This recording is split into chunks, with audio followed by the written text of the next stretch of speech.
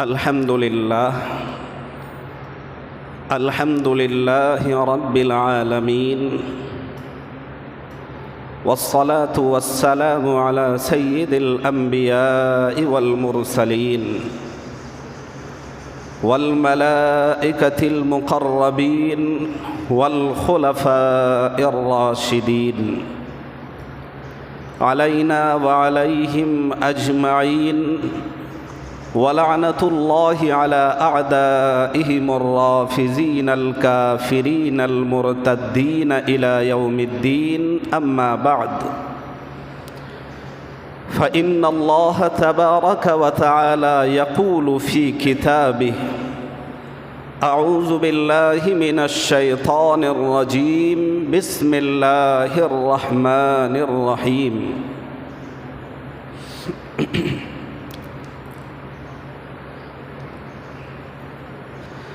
يا أيها الذين آمنوا اتقوا الله وكونوا مع الصادقين. وقال النبي صلى الله عليه وسلم: لا يؤمن أحدكم حتى يكون هواه تبعا لما جئت به، أو كما قال النبي صلى الله عليه وسلم.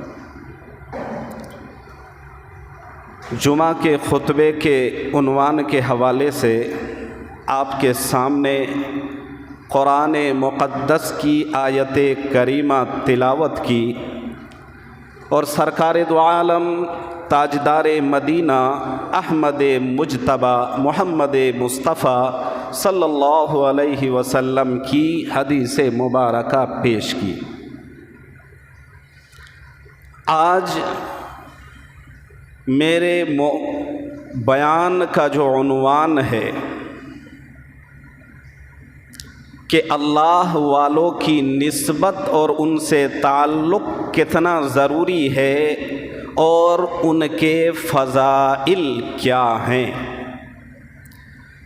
اس آیت کریمہ میں اللہ تبارک و تعالی ایمان والوں کو تقوی اختیار کرنے کا حکم دیا گیا، اور صرف تقوی اختیار کرنے کا حکم ہی نہیں دیا۔ آپ پوری طرح توجہ رکھیں، پورے طرح جو ہے نا آپ مطمئن ہو کر دھیان رکھ کے سنیں تو سمجھ میں آئے گی۔ اس آیت میں اللہ نے تقوی اختیار کرنے کا حکم دیا، اور تقوی کا جو راستہ ہے، جو طریقہ ہے اللہ والوں کی صحبت، اسے بھی اختیار کرنے کا حکم دیا گیا۔ تو اللہ والوں کی نسبت اور ان سے تعلق ایسے ضروری ہے جیسے بجلی کے لیے کنیکشن کا ہونا ضروری ہوتا ہے۔ ایک آدمی نے اپنے گھر میں بجلی کا کنیکشن لے لیا ہے، بہت دھیان سے سنیے۔ ایک آدمی نے اپنے گھر میں بجلی کا کنیکشن لے لیا ہے، تو اب اس کو ظاہر سی بات ہے جب بجلی کا کنیکشن لے لیا ہے تو اس کے گھر میں لائٹ بھی آئے گی، اور جب لائٹ آئے گی تو پنکھا بھی چلے گا، لائٹ آئے گی تو لائٹ بھی جلے گی، فریج بھی چلے گا، کولر بھی چلے گا۔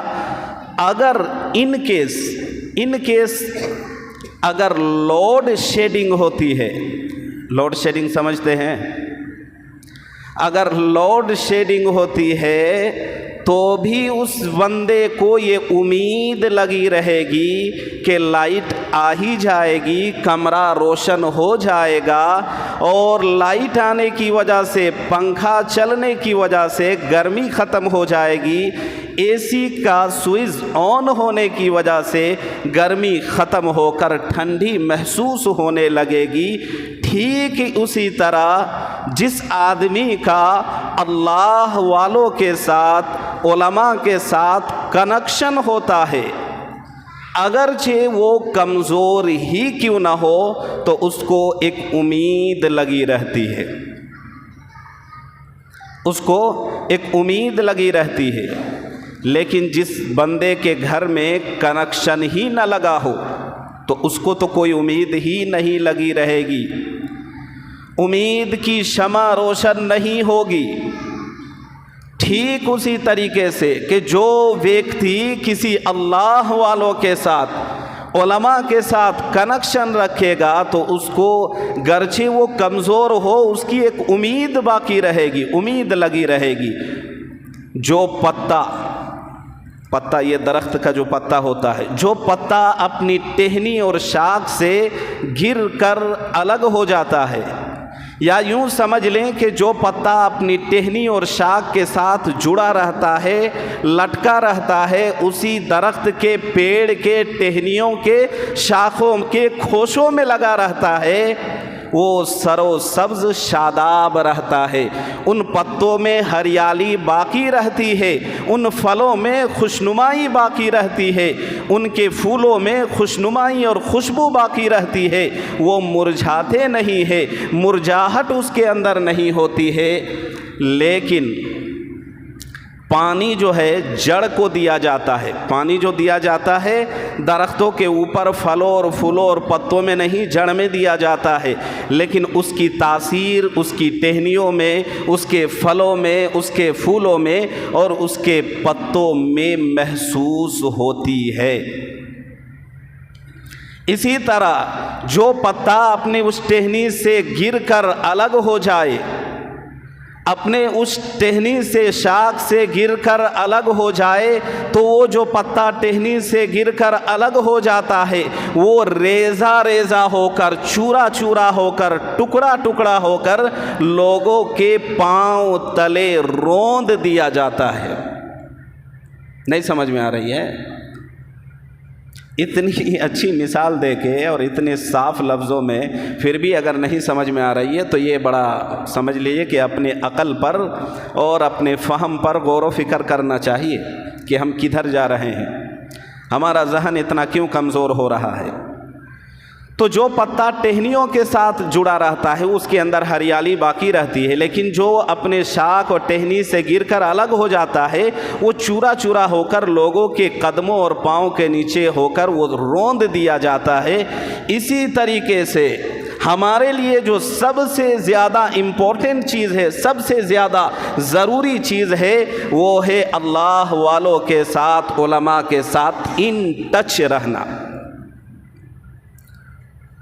علماء کے ساتھ اپنا تعلق وابستہ رہنا، علماء کے ساتھ اپنا سمبند اور اپنے تعلق کو بنائے رکھنا، اور علماء اور اللہ والوں کے ساتھ کنیکشن کو قائم رکھنا۔ لیکن سوال یہ ہے کہ یہ کنیکشن قائم کب ہوگا؟ جب ان اللہ والوں کی ان کے فضائل ہمارے سامنے ہوں گے، ان اللہ والوں کے کارنامے ہمارے سامنے ہوں گے، ان کا تقوی ہمارے سامنے ہوگا، ان کی فضیلت ہمارے سامنے ہوگی، اور ان کی ریاضت اور دیانت کا عالم کیا ہوگا، وہ یہ تمام چیزیں جب ہمارے سامنے ہوں گی تو پھر ہمیں جو ہے نا اللہ والوں کے ساتھ ان ٹچ رہنے میں، کنیکشن کو باقی رکھنے میں آسانی ہوگی۔ اسی مناسبت سے آج میں جس ہستی کا تذکرہ کروں گا وہ ہے امام اعظم ابو حنیفہ رحمۃ اللہ علیہ۔ امام اعظم ابو حنیفہ رحمۃ اللہ علیہ، جن کی فقہ پوری دنیا میں سب سے زیادہ مقبول ہے، کہ امام اعظم ابو حنیفہ رحمۃ اللہ علیہ کے ان کی فضیلت کیا تھی، ان کے مقام و مرتبہ کیا تھا، ان کا تقوی اور دیانت کے عالم کیا تھا، اس لیے کہ ہم سب فقہ حنفی کے پیروکار ہیں، اس لیے ان کی فضیلت، ان کی عقیدت، ان کی محبت، ان کی اہمیت، اسی طریقے سے ان کی منقبت ہمارے ذہن میں ہونا ضروری ہے۔ حضرت امام شافعی رحمۃ اللہ علیہ اور حضرت امام اعظم ابو حنیفہ رحمۃ اللہ علیہ اور حضرت امام اعظم ابو حنیفہ رحمۃ اللہ علیہ کے ایک مایہ ناز شاگرد جس کو چھاتر کہتے ہیں، حسن امام محمد بن حسن شیبانی رحمۃ اللہ علیہ، ان تینوں میں سے، تینوں بڑے بڑے اماموں میں سے کسی ایک کا قول ہے، قول کہتے ہیں بات کو، کیا ہے وہ دھیان سے سنیے گا، ان تینوں میں سے کسی ایک کا قول ہے کہ لوگوں نے علماء کی گردنوں کو پل بنایا ہوا ہے۔ بہت دھیان سے سنیے گا، جو علماء کے ساتھ جن کا وابستہ نہیں ہے، تعلق نہیں ہے، دین کے ساتھ جن کا تعلق مضبوط نہیں ہے، جو بندہ پڑھا لکھا نہیں ہے لیکن علماء کے ساتھ ان ٹچ ہے، دین داریت اس کے اندر باقی ہے، دینی محافل میں، دینی مجالس میں بیٹھنے کا، دینی بات سننے کا، دین کو سمجھنے کا، دین پر عمل کرنے کا جس کے اندر جذبہ ہے، ان کے اندر یہ باتیں سمجھنے میں آسانی ہوتی ہے۔ اس کے بنسبت جو بندہ پڑھا لکھا بھی ہے لیکن ان کے اندر عمل کا جذبہ نہیں ہے، علماء کے ساتھ، صلحاء کے ساتھ، اللہ والوں کے ساتھ ان کا کنیکشن صحیح نہیں ہے، تو ان کے لیے یہ باتیں کوئی معنی اور کوئی حیثیت نہیں رکھتی ہے۔ وہ ان کو سمجھ میں ہی نہیں آئے گا کہ آج کے جمعہ کے موضوع میں کیا جو ہے نا تقریر ہو رہی تھی، کس پر بیان ہو رہا تھا۔ اس کا مطلب یہ کہ ان کو جن کا ہم مشرب ہے، جن کے مسلک پر عمل کرتا ہے، ان کے بارے میں ان کو کچھ پتہ ہی نہیں ہے۔ اس کی ایک مثال کچھ یوں بنے گی کہ ایک آدمی کہیں کام کرتا ہے یا کسی کمپنی میں جاب کرتا ہے اور گھر والا پوچھتا ہے کہ بھائی ہم آپ کو ملنے کے لیے آنا چاہتے ہیں تو آپ ذرا صحیح ایڈریس بتائیں اور وہ کمپنی کس کے نام سے رجسٹرڈ ہے، کون اس کا اونر ہے، چلاتا کون ہے، یہ کہاں کہاں سے ہو کر جانا پڑے گا اور ایگزیکٹلی اس کا لوکیشن کیا ہے یہ بتاؤ۔ تو اس بندے کو، جس کو ورکر ہے جو اس میں کام کرتا ہے، اس کو اگر صحیح پتہ ہی نہیں ہوگا تو وہ بتائیے کیسے بتائے گا۔ اسی طرح ہم سب، بلکہ لکھا گیا ہے کہ پوری دنیا میں 80% مسلمان جس مسلک پر عمل کرتے ہیں اس مسلک کے امام کا نام امام اعظم ابو حنیفہ رحمۃ اللہ علیہ ہے۔ اس امام کے مسلک پر، ان کے ہم مشرب ہیں، ان کے مسلک پر ان کے پیروکار ہیں، ان پر ہم چلتے ہیں، عمل کرتے ہیں، اس کے مسلک کو ہم فالو کرتے ہیں، لیکن ہمارے ناواقفیت کا، ناخواندگی کا عالم یہ ہے کہ ہم ان کے بارے میں کچھ جانتے ہی نہیں ہیں۔ ٹھیک اس سے پہلے جو ایک مثال میں نے دی ہے کام کا اور مالک کے مثال کا، ویسے ہی کہ اس امام کے مسلک پر چلتے ہیں لیکن اس امام کے بارے میں اتنا بھی نہیں جانتے ہیں۔ پورے اتنے محفل میں جتنے لوگ ابھی بیٹھے ہیں اور سارے آئیں گے، پوچھ لو ان کا صحیح نام کیا ہے، ان کی کنیت کیا ہے، ان کا انتقال کہاں ہوا تھا، کب ہوا تھا، وفات کب ہوئی تھی، ان کی قبر کہاں ہے، ان کی مزار کہاں ہے، ان کا مدرسہ کہاں ہے، ان کا چبوترا کہاں ہے، ان کی زندگی کے گوشے کے بارے میں بتاؤ تو کچھ بھی نہیں بتا پائے گا۔ بولیے، بتا پائیے گا؟ جب جانتے ہی نہیں ہے، ارے یہ سب تو بہت دور کی بات ہے۔ اگر نماز کے بارے میں پوچھیں گے کہ نماز کے بارے میں بتاؤ تو وہ بھی نہیں بتا پائیے گا، تو آپ سے اور کیا امید لگائی جا سکے۔ بہرکیف ان تینوں میں سے امام شافعی رحمۃ اللہ علیہ، امام اعظم ابو حنیفہ رحمۃ اللہ علیہ اور امام اعظم کے چھاتر شاگرد امام محمد بن حسن شیبانی رحمۃ اللہ علیہ، ان تینوں میں سے کسی ایک کی بات ہو سکتی ہے، میری ذہن میں نہیں ہے۔ میں نے کتابیں پڑھی، بہت تلاش کرنے کی کوشش کی لیکن مجھے نہیں مل پایا۔ ظاہر سی بات ہے کسی نہ کتاب میں ہوگی ہی، لیکن اسی لیے میں کسی ایک کا پرفیکٹ نام نہیں لے پا رہا ہوں۔ ان تینوں میں سے کسی ایک کا قول ہے۔ قول کیا ہے کہ لوگوں نے علماء کی گردن کو پل بنایا ہوا ہے۔ کیا مطلب؟ مطلب یہ ہے کہ یا تو علماء کے فتووں اور مسئلوں کی وجہ سے لوگ یا تو جہنم میں جا رہے ہیں یا جنت میں جا رہے ہیں۔ علماء کے مسئلوں اور فتووں کی وجہ سے یا تو لوگ جنت میں جا رہے ہیں یا جہنم میں جا رہے ہیں۔ یہ کوئی یہ جو علماء لوگ ہیں، مفتیان کرام ہے، قاضی القضات ہے، یہ جو منصب جو پد ہے یہ کوئی معمولی منصب نہیں ہے، یہ کوئی معمولی پد نہیں ہے، یہ کوئی معمولی عہدہ نہیں ہے، یہ کوئی معمولی ذمہ داری نہیں ہے، بلکہ ان کے کاندھوں پر بہت بڑی ذمہ داری ڈال دی گئی ہے۔ فرمایا کہ من جعل قاضیا فقد ذبح بغیر سکین، کہ جس کو قاضی بنایا جاتا ہے، جس کو حکم بنایا جاتا ہے، جس کو منصف بنایا جاتا ہے، جس کو عادل بنایا جاتا ہے، جس کو ثقہ بنایا جاتا ہے، جس کو جج بنایا جاتا ہے، وہ گویا کہ ایسا ہی ہے جیسا کہ اس کو بغیر چھری کے ذبح کر دیا گیا ہو۔ بغیر چھری کے ذبح سے زیادہ تکلیف ہوتی ہے کہ نہیں؟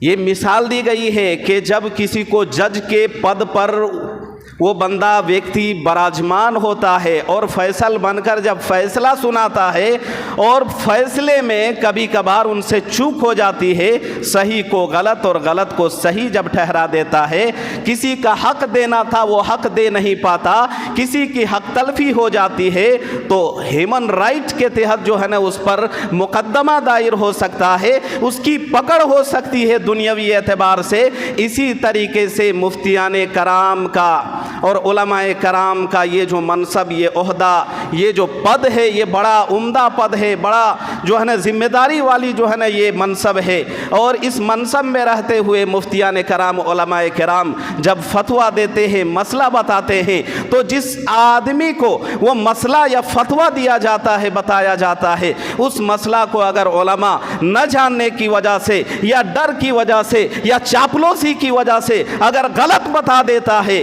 تو ہوتا یہ ہے کہ پل اگر ایک طرف ادھر راستہ ہے، ادھر بھی راستہ ہے، اور بیچ میں پل بنا ہوا ہے، بیچ میں بڑی ندی ہے، نہر ہے، اور اس پار سے اس پار اگر جانا ہے تو بیچ میں جو واسطہ ہوتا ہے وہ پل کا واسطہ ہوتا ہے۔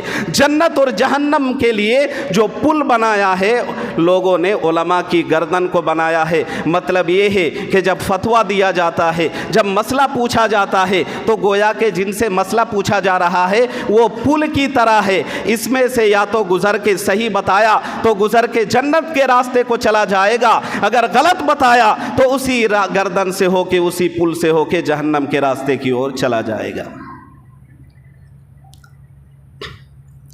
علماء کرام کے بارے میں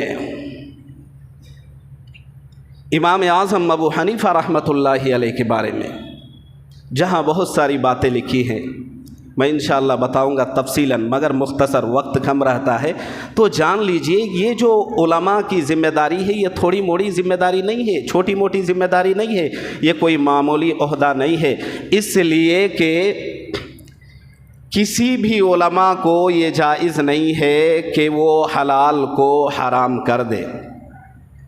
علماء کا کام نہیں ہے حلال کو حرام کرنا، یہ علماء کا دائرہ کار نہیں ہے حلال کو حرام کرنا، یہ علماء کی جیورسڈکشن نہیں ہے کہ حلال کو حرام کر دے اور حرام کو حلال کر دے۔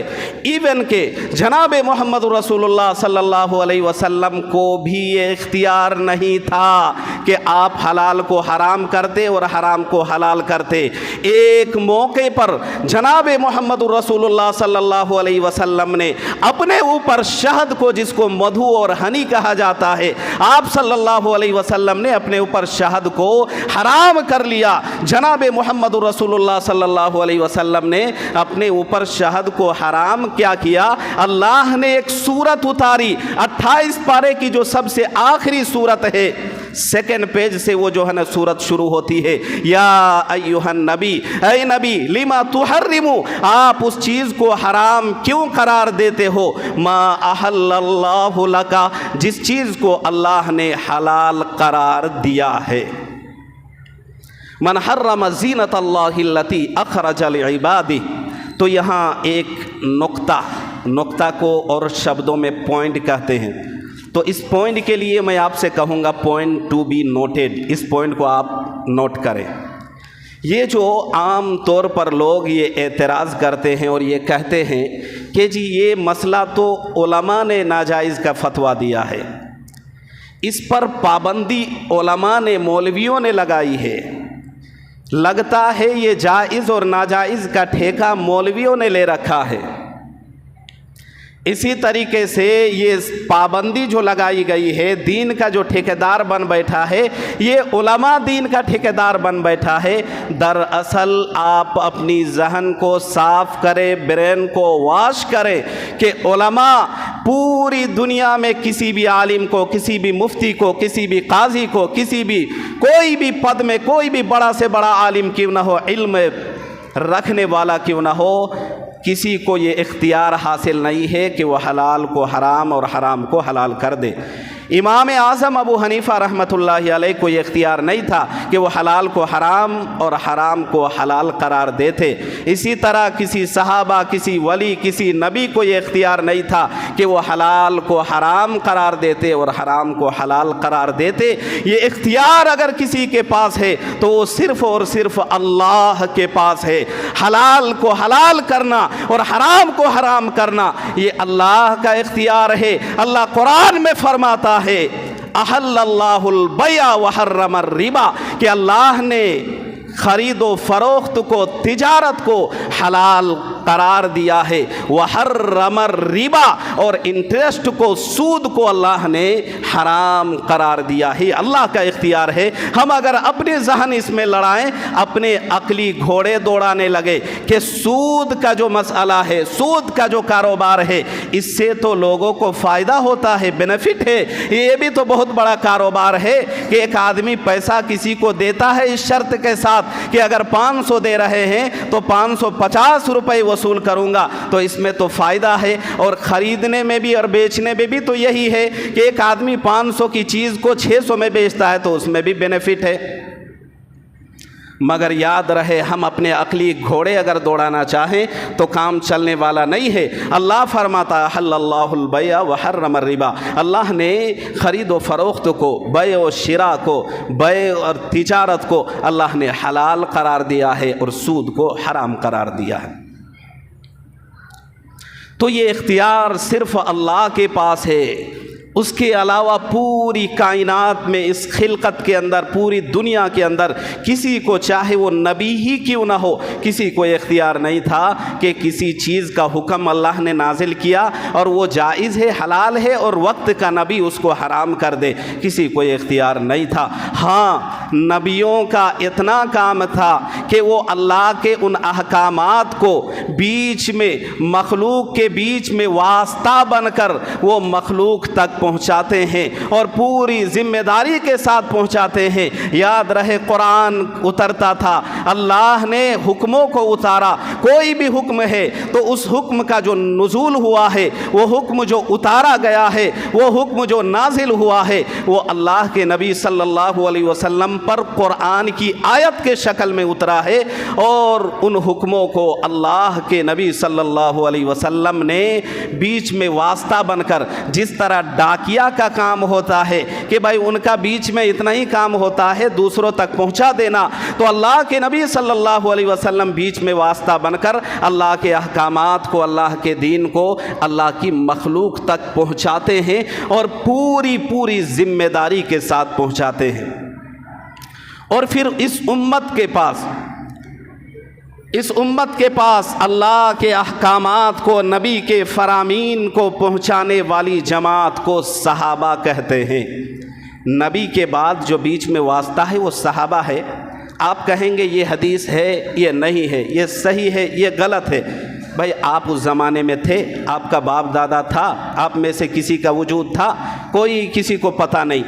हम इसलिए मानते हैं कि ये सहाबा की डायरेक्ट, बीच में और कोई वास्ता नहीं, बीच में इनका और कोई वास्ता नहीं। सहाबा ने जो कुछ सीखा है, समझा है, अपने आप को उतारा है नक्श में, वो मोहम्मदुर रसूलुल्लाह सल्लल्लाहु अलैहि वसल्लम को सामने रखकर, इसलिए वली बनना मुमकिन है, इसलिए बड़ा आलिम बनना मुमकिन है, इसलिए बड़ा मुफ्ती बनना मुमकिन है, इसलिए बड़ा मुफस्सिर, मुहद्दिस, मुफक्किर, मुदब्बिर, मुसन्निफ, ये सब कुछ बनना मुमकिन है। लेकिन कोई कहे कि मैं सहाबी बन जाऊंगा, मुमकिन है?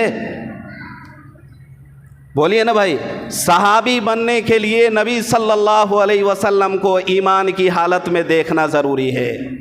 وہ آنکھیں آپ کہاں سے لاؤ گے؟ وہ دور کہاں سے لاؤ گے جو محمد الرسول اللہ صلی اللہ علیہ وسلم صبح ہوتی تھی کچھ صحابہ آ کر نبی کا دیدار کرتے تھے، نبی علیہ الصلاۃ والسلام کا انتقال ہو گیا، صحابی کو اس کا پتہ نہیں تھا، اس کی خبر نہیں تھی، وہ دور کہیں رہتے تھے، بدوی اور دیہاتی صحابہ تھے، جب ان کو خبر ہوئی انہوں نے قسم کھا لی کہ میں جب تک زندہ رہا میرے محبوب سرکار دو عالم جناب محمد رسول اللہ صلی اللہ علیہ وسلم کی جب تک زندگی باقی رہی تب تک میں روزانہ صبح جا کر سب سے پہلے اپنے محبوب صلی اللہ علیہ وسلم کے چہرے انور کو، چہرے کو، مکھڑے کو، فیس کو، اس نورانی چہرے کو دیکھ کر جس کو دیکھنے سے دنیا کا جغرافیہ بدل جاتا تھا، میں اس چہرے کے انور کو دیکھ کر میری صبح شروع ہوتی تھی اور میری رات شروع ہوتی تھی، یعنی دن ختم اور رات ہوتی تھی۔ وہ صحابی نے قسم کھا لی میرے نبی کے انتقال کے بعد جب میرے نبی نہیں رہے تو آج سے ان آنکھوں کو میں رکھوں گا نہیں، جب میں صبح دیکھوں گا میرے نبی کا مجھے دیدار نہیں ہوگا۔ انہوں نے اپنے آنکھیں ضائع کر لی، اللہ سے دعا کی اے اللہ اب ان آنکھوں کا کیا فائدہ، کائنات کے سردار کو تو نے اٹھا لیا ہے۔ انہوں نے دعا مانگی، اللہ نے ان کی بینائی سلب کر لی۔ تو بڑا سے بڑا بنا جا سکتا ہے، فقیہ بن سکتے ہیں، مفتی بن سکتے ہیں، بڑا سے بڑے جو ہے نا مجاہد، محقق، مدون بن سکتا ہے، لیکن صحابی بننا یہ ممکن نہیں ہے۔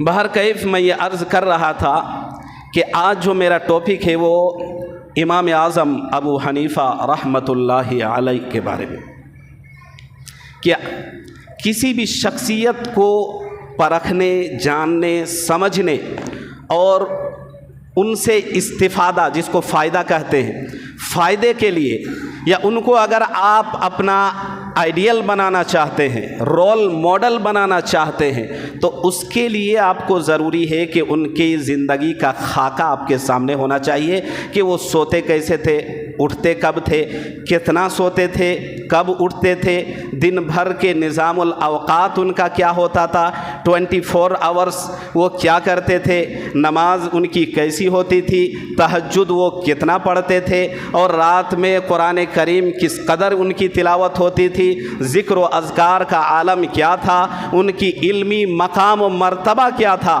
ان کی زہادت اور تقوی، امانت اور دیانت کا عالم کیا تھا۔ جب تک ان تمام چیزوں کے مجموعے کو ہم اچھی طرح نہیں جان لیں گے، اس شخصیت کو پرکھنا اور اس پر عمل کرنا اور اس کو رول ماڈل بنانا اور اس کو آئیڈیل بنانا لوگ پسند نہیں کرے گا کسی مجہول آدمی کو کہے امام مان لو، جس کے بارے میں کچھ عطا پتہ نہیں، کہاں کا ہے، کیا ہے، کتنا پڑھا ہے، علم نہیں ہے، کہے گا بھائی اس کے بارے میں تو کوئی جانکاری نہیں، کوئی انفارمیشن نہیں ہے، تو پھر کیوں کر اس کو ہم امام رکھ لیں، ان کو تو آتا ہے نہیں آتا ہے، کتنا آتا ہے، صحیح آتا ہے نہیں آتا ہے، ان چیزوں میں سے کسی ایک کا صحیح جواب ہمارے پاس بھی نہیں اور یہ بھی نہیں دے سکتا، اور نہ اس کے بارے میں کوئی تیسرا ویکتی جو ہے نا آئی وٹنس بن کے اس کی گواہی دے سکتا ہے۔ تو کچھ تو بہرکیف میں یہ بتانا چاہ رہا کہ امام اعظم کے بارے میں جب ہم ان کو سمجھیں گے کہ ہم پوری دنیا میں جتنے مسلمان ہیں تو اس میں 80%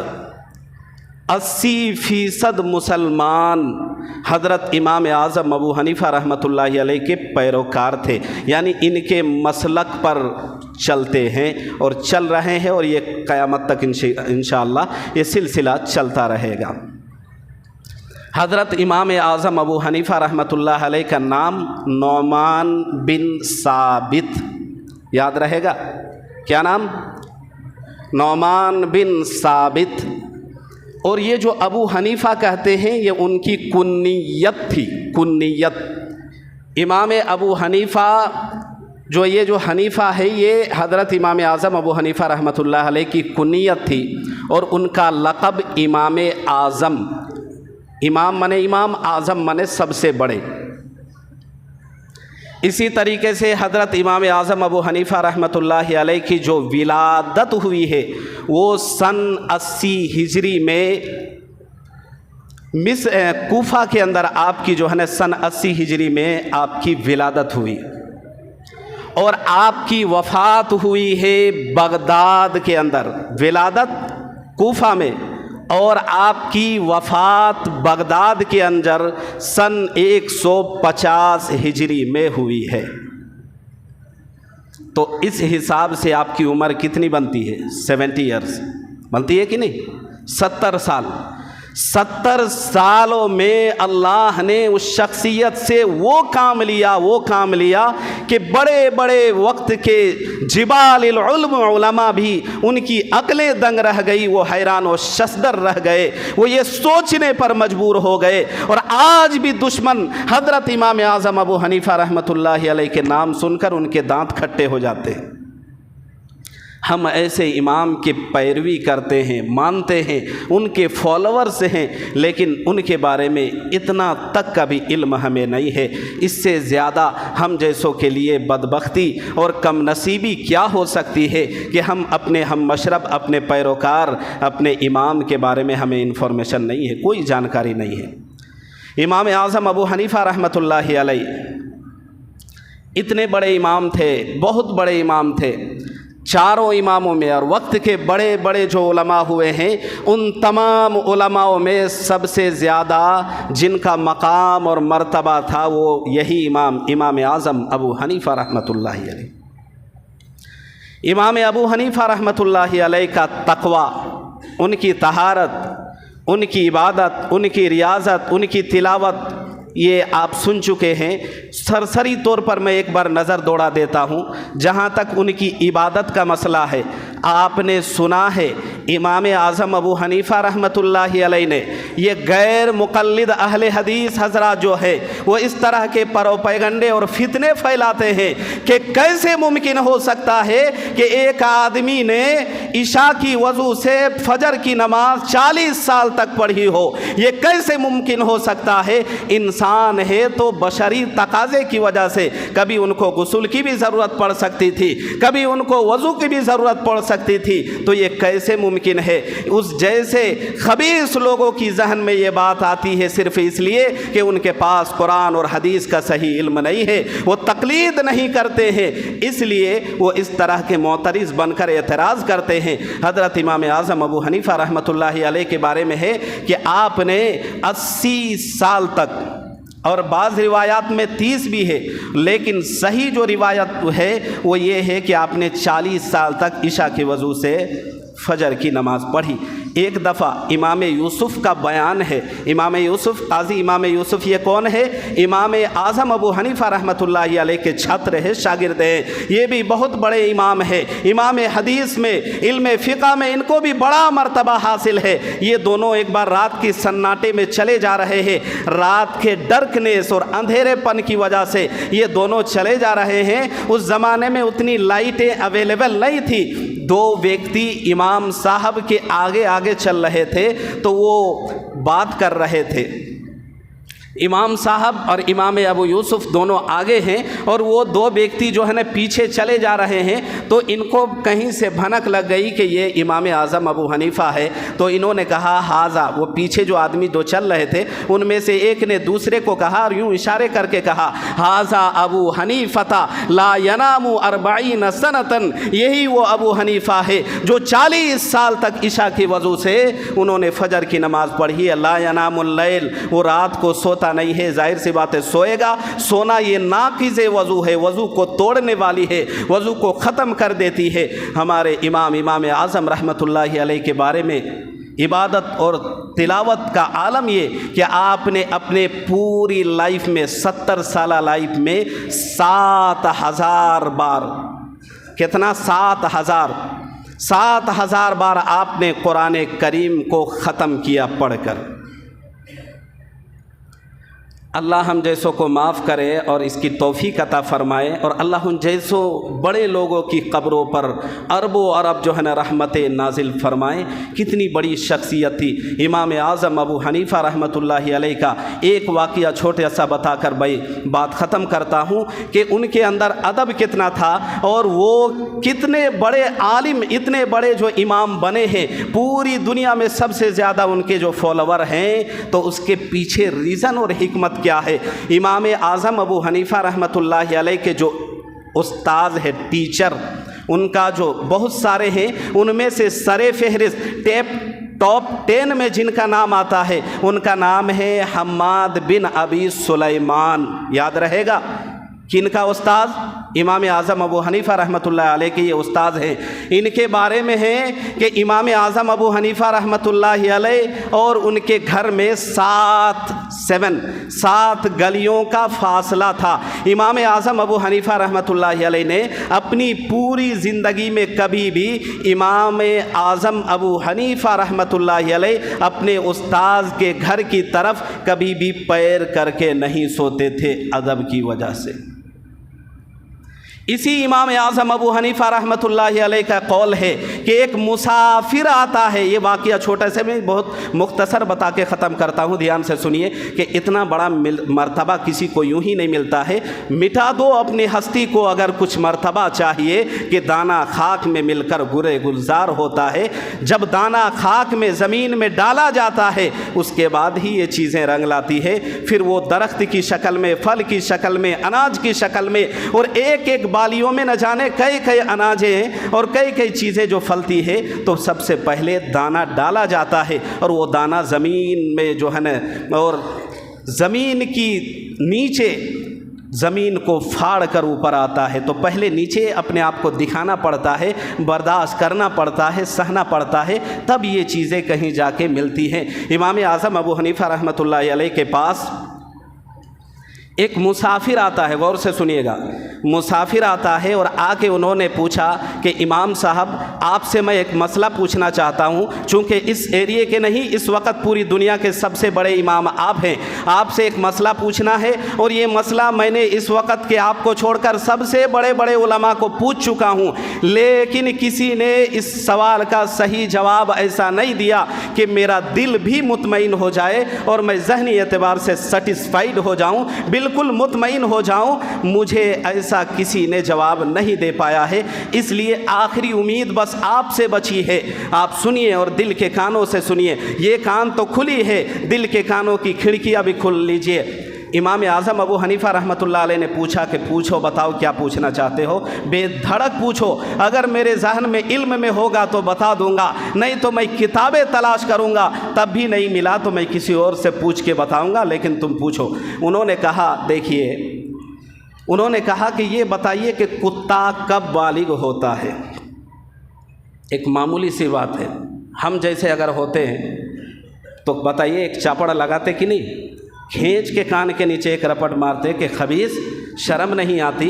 इतनी शिद्दो मद के बाद, इतना परेशान करने के बाद, ज़हनी एतबार से इतना टॉर्चर करने के बाद मसला भी पूछता है तो ये कि कुत्ता कब बालिग होता है, शर्म नहीं आती। लेकिन इमाम आज़म ने कुछ नहीं कहा। इमाम आज़म ने कहा कि ना तो मैंने कुत्ता कभी पाला है और ना पालने के जो प्रोसेस है उस पर मैंने कभी अमल किया है, जाना है, देखा है, समझा है। लिहाजा इस बारे में मुझे कोई नॉलेज नहीं है, कोई जानकारी नहीं है। लिहाजा तुम 2 दिन का टाइम दो, अल्लाह ने चाहा तो इंशाअल्लाह बता दूंगा।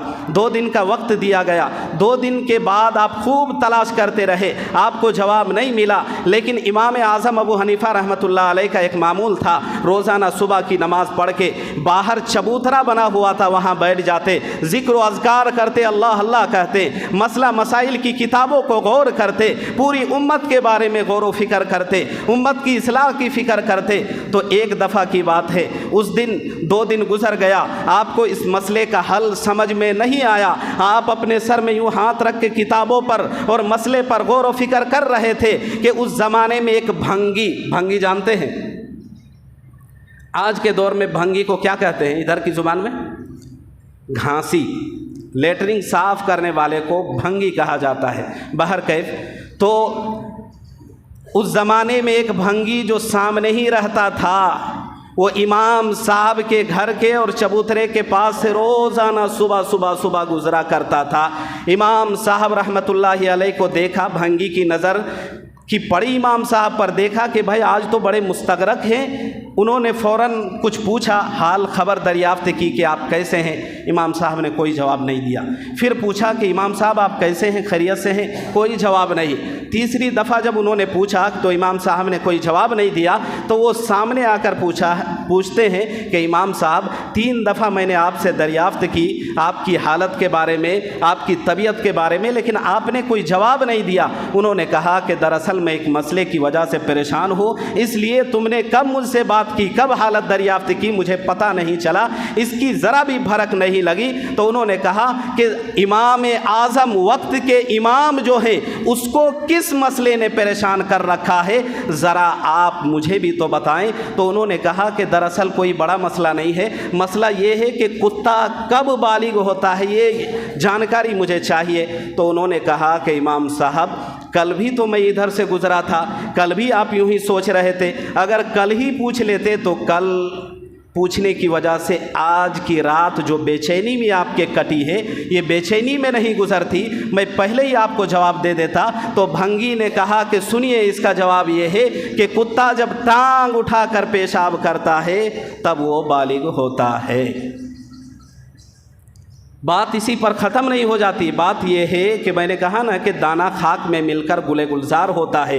इसको हदीस में कहा है, मन तवाज़ा लिल्लाहि रफ़अहुल्लाहु, जो अपने आप को गिरा लेता है अल्लाह की नज़र में अल्लाह उसको उठा लेता है। मैंने इसकी मिसाल कई बार दी है। तो इमाम आज़म अबू हनीफ़ा रहमतुल्लाहि अलैह जब वो भंगी, वो लेटरिन साफ़ करने वाला सुबह सुबह गुज़रता, इमाम साहब उसको देखकर खड़े हो जाते हैं अदब से। उनके छात्रों ने, शागिर्दों ने, उनके तलबाओं ने, पढ़ने वालों ने पूछा कि हज़रत आप एक भंगी को, लेटरिन साफ़ करने वाले को देखकर उनके अदब में खड़े हो जाते हैं, बिलाखिर माजरा क्या है? तो इमाम आज़म अबू हनीफ़ा रहमतुल्लाहि अलैह ने कहा कि दरअसल ज़िंदगी में इनसे मैंने एक बात सीखी है, एक मसला सीखा है, इसलिए एक मसले का ये मेरा उस्ताद और टीचर है। इमाम आज़म कहते हैं एक भंगी को टीचर। मेरे दोस्तों बुज़ुर्गों, एक मसला, वो भी बिल्कुल मामूली सी बात है, उनके जानने की वजह से किताब में मुअर्रिखीन और जो है ना निगार लिखने वालों ने और सीरत लिखने वालों ने लिखा है कि पूरी ज़िंदगी इमाम आज़म जब तक ज़िंदा रहे, हयात से रहे, वो भंगी को देखते गुज़रते आप इज़्ज़त में खड़े हो जाते, और जब वो गुज़र जाते तो वो बैठ जाते थे। तो ये मकाम यूं ही लोगों ने नहीं पा लिया है। बड़ी मशक्क़त, बड़ी सब्र, बड़ी बेदर्दी के साथ जब लोगों ने सताया भी, बड़ी जुल्म ढाए, तब इन चीज़ों को बर्दाश्त करके अल्लाह की ज़ात पर यकीन करके जब लोगों ने अमल किया, तब जाके कहीं वक्त के कोख ने वो बेटा जना जिसका नाम इमाम अबू आज़म अबू हनीफ़ा रहमतुल्लाहि अलैह बना, और जिसकी वजह से पूरी दुनिया में 80% मुसलमान उसके पैरोकार हैं, उसके मसलक पर चलते हैं। इसलिए मैंने शुरू में एक मिसाल दी थी कि जब तक किसी के बारे में जानेंगे नहीं, तब तक उसको रोल मॉडल बनाना थोड़ी दुश्वारी होती है। अल्लाह तबारक व तआला हमें अपने बुज़ुर्गों से, अपने इमामों से, अपने लीडरों से, अपने कायदों से, लीडर जब कहा जाए तो लीडर से इल्मी मुराद होता है, दीनी लीडर। तो अल्लाह तबारक व तआला उलमा से सोहबत इख्तियार करने, अल्लाह तबारक व तआला उलमा से मोहब्बत करने, उनसे सीखने, उनसे क़ुर्बत हासिल करने की तौफ़ीक दे। अल्लाह तबारक व तआला हज़रत इमाम आज़म अबू हनीफ़ा रहमतुल्लाहि अलैह के कब्रों पर अरबों खरबों रहमतें नाजिल फरमाएँ। व आखिरु दावाना अनिल हम्दुलिल्लाहि रब्बिल आलमीन।